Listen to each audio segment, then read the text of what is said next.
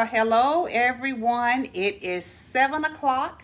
It is Tuesday. It is time for grandstanding with Mother Theresa. If you have grabbed your popcorn or your favorite snack and your beverage, then you've done exactly what I've asked you to do. So you can grandstand with me on tonight. Also, if this is your first time joining us, welcome, welcome, welcome. I see part of my Call Pepnard crew is already logged in. I see my mom, I see my honey, my daughter, I see my friend Jackie.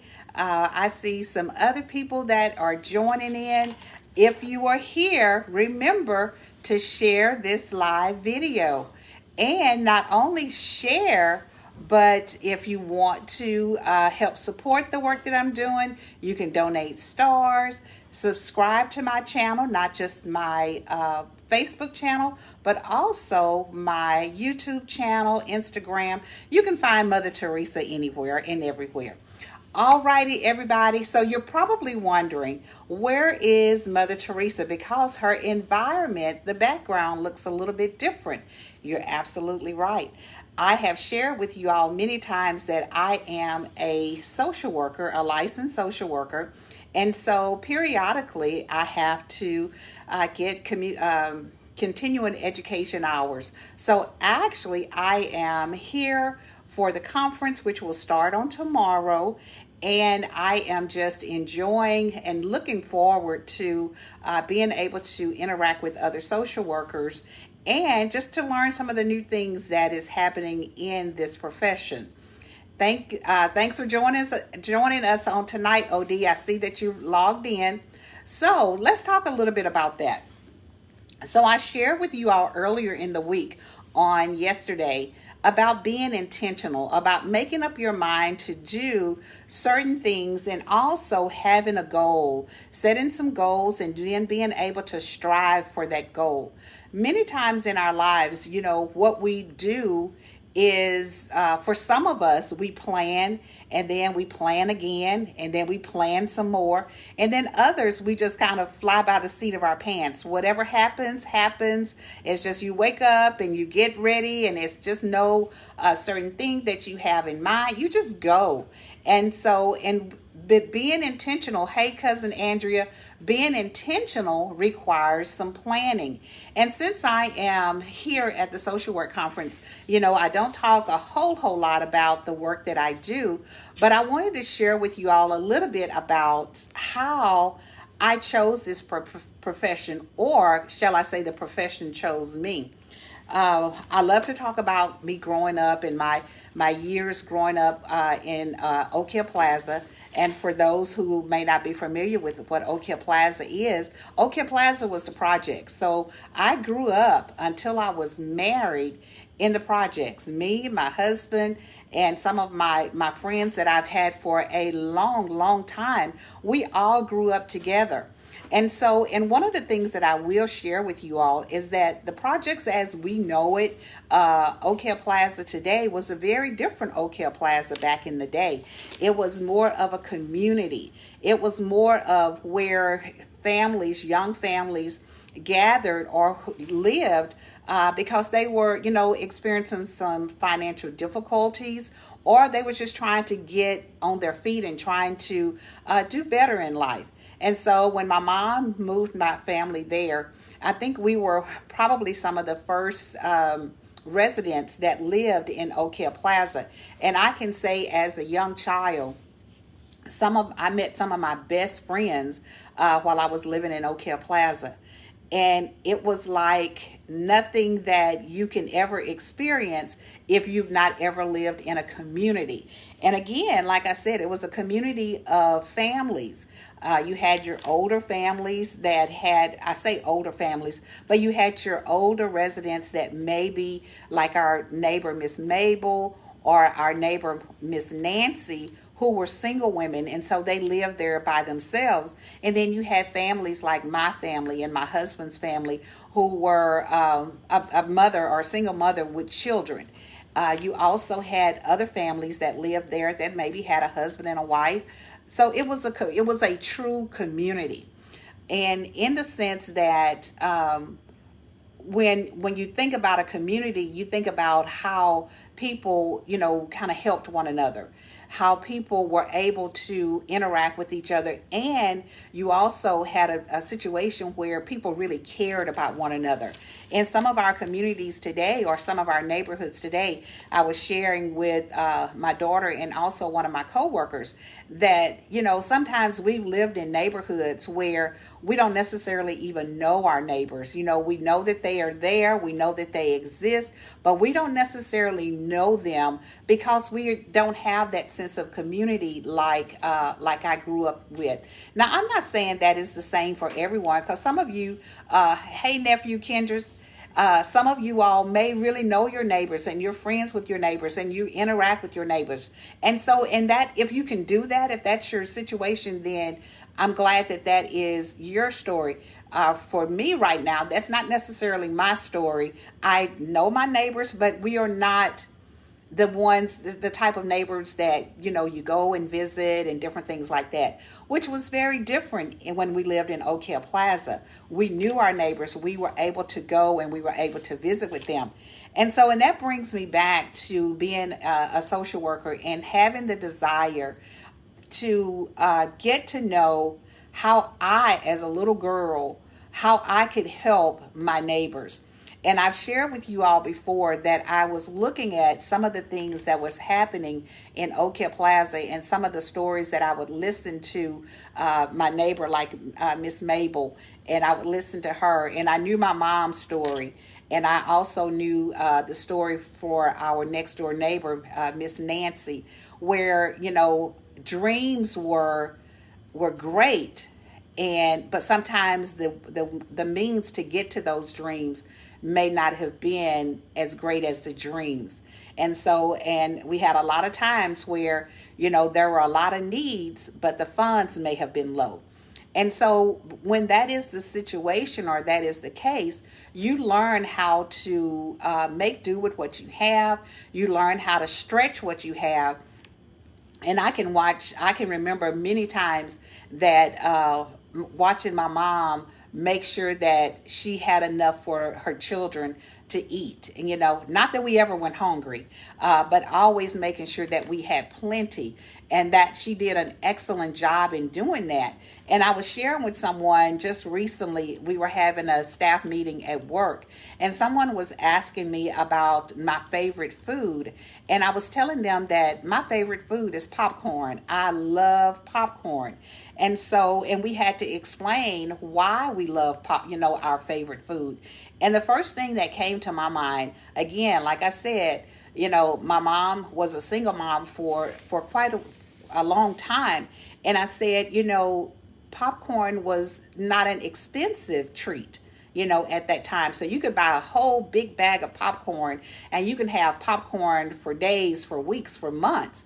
And so when the funds were lower, popcorn was a great treat. And so I can say that probably, and if any of my brothers and sisters or any of my other family members are watching, you probably can go into your kitchen right now and find popcorn in most of our homes. Popcorn and ice cream and something else that we would often have. But those were our treats. Getting back to how some of my history as a social worker. Again, if you are a social worker, most of the time you're going to have a desire to help other people. You're going to have a desire to want to help people in their situations, to try to give them some ideas or some strategies in order for them to move beyond their circumstances. And so again, as a young child, hey Teddy, as a young child, that was in the back of my mind of what I can do. And not necessarily, I said earlier as a young child, but even thinking when I become an adult, what are some things that I can do? How can I help my neighbors? How can I ensure that the Miss Mabels of the world are better taken care of? Miss Mabel was an elderly woman that lived by herself. And I can't remember, Mom, if she had children or not. But Miss Mabel didn't have a lot of company or a lot of family that came by to visit with her. So we were her family. She became part of our family. And so we would go and visit with Miss Mabel. We would sit down and we would help her in her house. Sometimes she may wanted us to go in the kitchen and prepare something for her, or just do the little things around the house. But mostly, you know what Miss Mabel wanted? Miss Mabel wanted company. She wanted people to come and just sit and talk to her. And so when we did that, and of course, my mom often tells me I was the type of child that would talk to any and everybody. And she would get on to me and tell me to stop talking to all these people. But that was just always me. I was always talking to someone. She said I would talk to the insurance people. I would talk to anybody, and I would just be talking and talking. And she said in one time, I think it may have been the insurance guy that came to the house. You know, back in the day, the insurance people used to come to your house. Remember that? And where did you all have your insurance card? You had it hanging right there inside the door. So when the insurance guy came, you can take care of your business. He would write that little whatever on the door and then hang it back on the door until the next time that he came. So some of you all probably are my age. You remember that. So, but I think she was telling me, and Mom, you can correct me if I'm wrong, that the insurance guy told her, you know, don't stop her from talking. You know, you never know what she may become or whatever. And so, and she thought about that. And, you know, and I think about that now because that's what I do. That's part of who I am. Is I talk to people. I try to encourage people. I do my very best to try to make sure that if there's any information that I can share with them to help their circumstances, that's what I know that I've been called to do. And I know that and I've known that since I was a little girl. I didn't know what it was called. I didn't know what a social worker did. I didn't necessarily know that there was a name for what I was wanting to be, but I knew what I wanted to become. And I can tell you that it hasn't necessarily been an easy journey, but it's been a journey that has been so worthwhile. I can remember, you know, as I was in school and as I was, hey, David, as I was in school and I was going to school for social work. When I first started Stephen F. Austin, I immediately came out of high school and went straight into Stephen F. Austin. Although I was a good student in high school, an excellent student in high school, I had too many other things on my mind when I first got out of high school to really be at a university. And so I stayed there for a year or for a semester, and then I dropped out. Well, let me just tell you all, that was in 1982, in probably August or September of 1982. And like I said, I went for a year I think it was a year. And then I decided it was too much. You know, at that time I had net, and I was a single mom. So I needed to be working. I needed to make sure that I was providing for my daughter along with my husband, who was not my husband at the time. So I was not focused. I had too many other things. But I went to school starting out, you know, as in sociology. And so when I stopped for a while, and when I say a while, that while turned into 10 long years. But I remember when I was working for the school district, the co-op in Nacogdoches, and I was just again watching the things that was happening in the classroom, and also dealing and talking with the parents of the different things that they needed, the different resources that they were lacking. And it brought back to memory the things that I said that I wanted to do as a young girl, and, you know, as a kid. And so I decided, I was like, you know what, I've got to go back to school. And with the support of my husband taking care of the girls at that time, because at that time it was two. It wasn't just Ned, but it was Ned and Candace. And with his encouragement and support, I was able to go back to school, and I enrolled in Angelina College. And I also enrolled in Stephen F. Austin. I did both of them at the same time. And I did that because I knew that if I enrolled in Angelina, I could get out a little bit sooner and apply for my social work license. And that's exactly what I did. I went back to school, and I stayed in school, and I was able to go ahead and get my associate's degree, which allowed me to apply for my licensure as a social worker. And then in about 6 months later, I graduated from Stephen F. Austin. And what I had at that time, I was armed with my license as a social worker. And when I was working for the county schools as a paraprofessional, what God allowed to happen was the most tremendous blessing that I think happened in my life as far as my career is concerned, is that God allowed me to move from a paraprofessional. And remember when I shared with you all how much I made for the whole entire year? Brace yourself. The $7,500 that I was making a year as a paraprofessional, God was able to probably give me an immediate increase of about 5 to 6 times that amount from one year to the next. And it was all because I finished that degree, and all because I was able to have that licensure. So when I talk about education I'm a big proponent of getting a college degree. It worked for me. It doesn't necessarily everything that different people are doing, that may not be your path, but for me that was my path. And so talking about being intentional and talking about trying to make sure that I was going into the path that I felt like I was destined to, then that was my path. Hey, Sister Andrea, that was my path, and that's how God allowed me to be able to do the social work. Now, being a social worker at Nacogdoches County Co-op all those years ago, that was an unheard of thing. There was not a position. And here I go again, talking about the goodness of God and being intentional. There was not a position even available when I was back in school at that time. And so what I did is I presented a proposal to our special ed director at that time, and I gave her some information, and I said, I think we need a school social worker.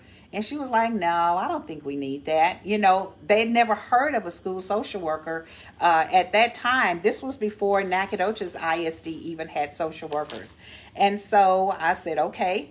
But I kept being intentional, and I kept putting my feelers out there. I kept sending off information to the bigger cities like Houston and Dallas and out, because they had social workers in the school back then.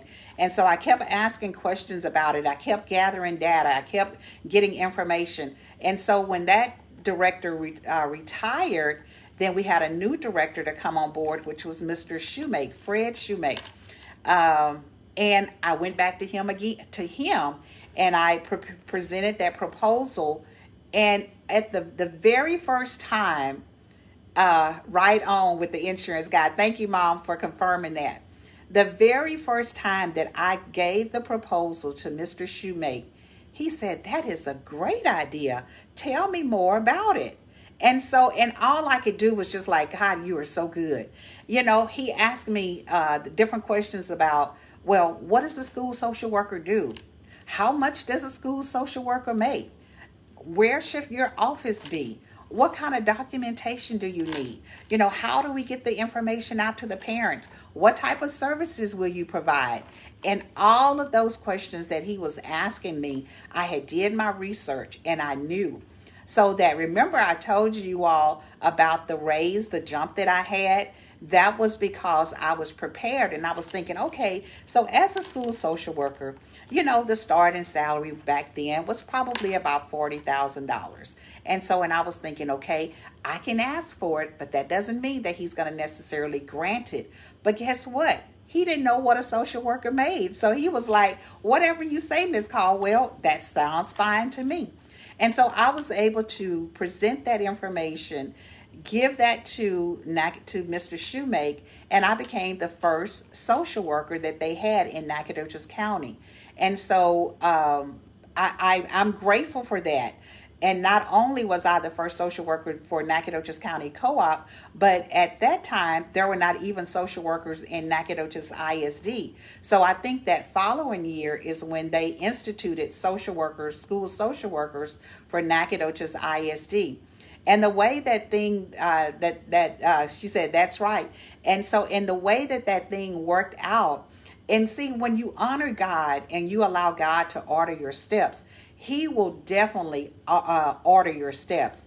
Because Nacogdoches ISD did not have a social worker at the time, they contracted with me. Now, I didn't work for Nacogdoches ISD, but they contracted with me for 1 day a week for me to go and work with the students that were at the alternative school. And so Sister Andrea was one of my guest speakers that I pulled in, fairly quickly, because I needed those life application stories for her to be able to come in and share her wisdom. But that is how God blessed me in the field of social work in Nacogdoches. And so in that, I gained a lot of experience. I gained a lot of knowledge that I was able to bring with me when I came to Baytown. And so when I came to Baytown, I'm skipping over a lot, but I know my time is limited. When I came to Baytown, one of the things that I was looking for was, of course, another social work position. I wanted to get back into the school district because when I left Nacogdoches, I had left Nacogdoches County Co-op, and I had started my own business, a social service agency that was doing exceptionally well. We opened up Family Network of East Texas. In the meantime, I also was doing working as an administrator for a child care center. And I was just sharing with my daughter earlier of how that whole thing comes about. And when you are intentional and you're at the right place at the right time, God will bless you. You don't know how these things are going to come together. You don't necessarily know how your story is going to come together. But if you ask God to order your steps, He makes everything come together. And so, and I'm just going to share with you all a little bit about the daycare. One of the things that I did before I went to work for the county schools, and I'm just sharing with y'all my story tonight. Sorry, it may be boring to you all, but I hope that this is helping people when I talk about being intentional. Remember, that's my topic for tonight, is be intentional, and how you can allow God to order your steps. I remember working at the daycares when my children were much younger.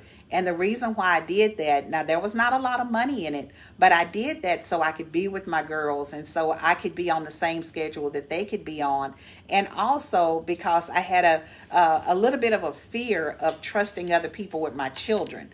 And so I felt like if I worked in daycare, I could be right there with them and I can kind of monitor what's going on with them.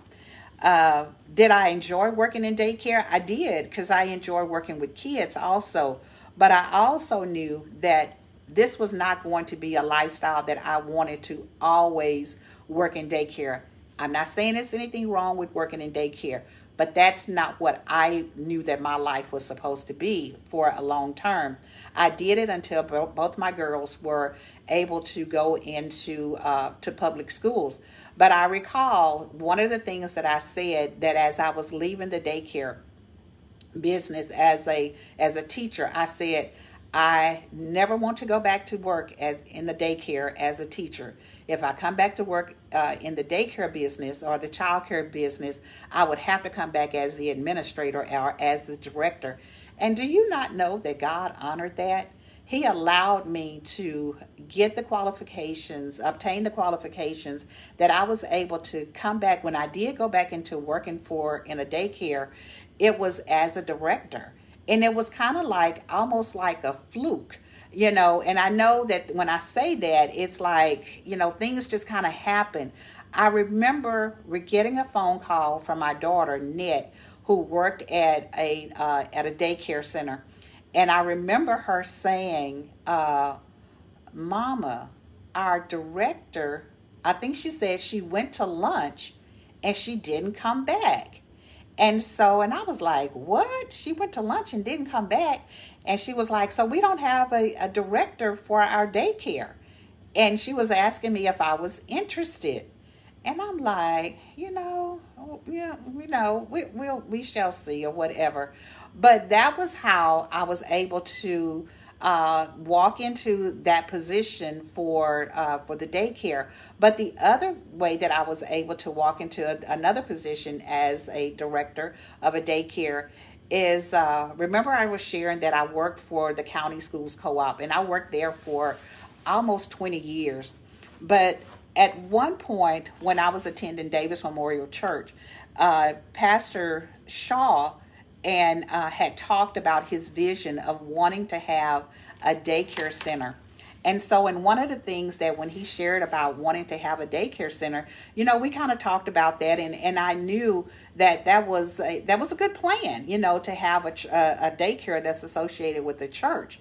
And so, hey, Jimmy Lee, so one of the things that being at the right place at the right time, one of the people that I had met, one of the guys that I had met as a social worker was a guy, and I can't remember his name right now, but he was associated with the daycare center that Spring Hill. And of course, my son had attended school there under another name, and my grandchildren. And I can recall meeting this guy. He wanted me to do some work there at the apartment complex as a social worker with some of the residents. And so as I began to share information with him about my church and having wanted to open a daycare center, and one of the things that this guy, I can't remember his last name, Doug was his first name, and one of the things I recall him saying is that he didn't necessarily know the people at my church, but he knew me. And so he trusted the fact that if I was going to be a part of the daycare center, then he was willing to make sure that we had the daycare center for our church. And then here again, I resigned from my position with the school district in order to be the director for that daycare center. So God is definitely, he does so many great things that we cannot even, in our mind, if we wanted to try to put certain things together or plan certain things out, and even with being intentional, we cannot plan our lives the way God plans it. We cannot do the things that God has purposed for us. And when he does those things, it's so amazing. It really just blows my mind, some of the things that God has ordained or established or allowed me to walk into. And it's nothing but the grace of God. It's nothing that I have done that has been so great, but it's because I believe that I honor God, that I try my best to live a life that's pleasing to him. And because of that, he blesses me and he honors the work that I've done. Coming into Goose Creek and coming into the position that I am now, one of the things that I can say is that this has been moving to Baytown was a great blessing, a great leap of faith for my husband and I, or for my family. And we packed up and we left. When you are intentional and God orders your step, your no can be turned into a yes. Absolutely, honey. You are exactly right. When we moved here and we came to Baytown, we moved to Baytown. We left we left my mom, we left my daughter, we left my grandkids, we left everything that we knew of that we had become so familiar with. We had never left Nacogdoches, but to pack up and move and to go into a strange land where absolutely no one, that God had to have ordered our steps. And we went knowing that God would bless us. And that's exactly what he has done since we've been in Baytown and since we've been in the position that I'm in. And I can say my mom is still in Nacogdoches, but all of my kids are in Baytown. They picked up and followed us. So, that's a great thing. God honors our obedience. And because he honors our obedience, then we should be able to continue to be intentional about the things that we're doing in life, about the decisions that we're making. And so I ask you, what have you been intentional about? What are some of the things that you need to be intentional about? What are some of the things that God has called you to do, but you haven't necessarily done those things? What are the things that you need to make a leap of faith concerning your future, about the goals that you've set, or maybe some of the goals that you haven't set? What is the intention that you need to put forth some effort into? So that's a little bit about my story, you all. I can ramble on and on and on about the goodness of God and the intentions and the grace that he has allowed to happen in my life. But it's not just necessarily about me. What are your stories? What are the things that you are proud about? What are the things that you need to reconsider? What are some decisions that you know that you need to make, but you haven't made those decisions yet? As long as you're breathing, guess what? You have time to make some decisions, to make some changes. I talked about yesterday setting those goals, and sometimes you may have to take little bitty steps in order to get to those, to get to the desired outcome. But I challenge you to start making those little bitty steps, because after you do it for so long, my son used to tell me when he would get onto me about stretching, and he would tell me about willpower. He was like, Mom, you have to at least start. You have to at least make an effort to at least get started. And the more that you do it, the better you will feel. And he was absolutely right. Did I want to necessarily hear that? No, because stretching, if you haven't been doing that in a while, your body is tense. But he was absolutely right. So I'm telling you all the same things, is that start with those little steps. Start by doing some things that you know that you want to see some changes in your life. And I guarantee you, if you make one step, and people say this is just a cliche, that song says, if you make one step, God will definitely make two. He'll make two, he'll make three, he'll make four. He will continue to stay with you as long as you're doing what you know that you're supposed to be doing. And even when we're not doing what we know we're supposed to be doing, God never leaves us. He never forsakes us. So I challenge you all to get on board. Be intentional about the things that you are doing. Okay? So thank you all for grandstanding with Mother Theresa on tonight. It's always a pleasure. It's always a good time to be with you all. And so I appreciate you all joining me on tonight. I look forward to seeing you all again on next week.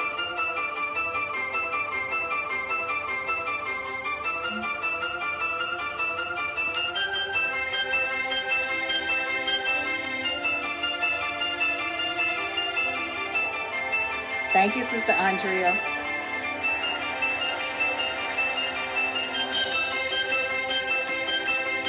Oh, thank you for the hearts.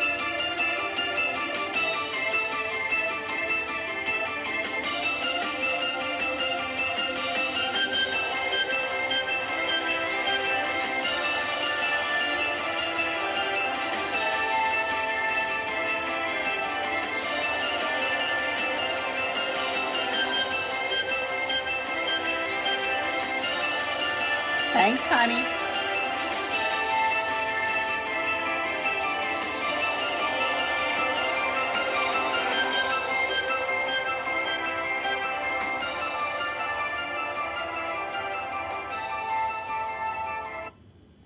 Thanks for grandstanding with Mother Theresa. I'll see you all the next time.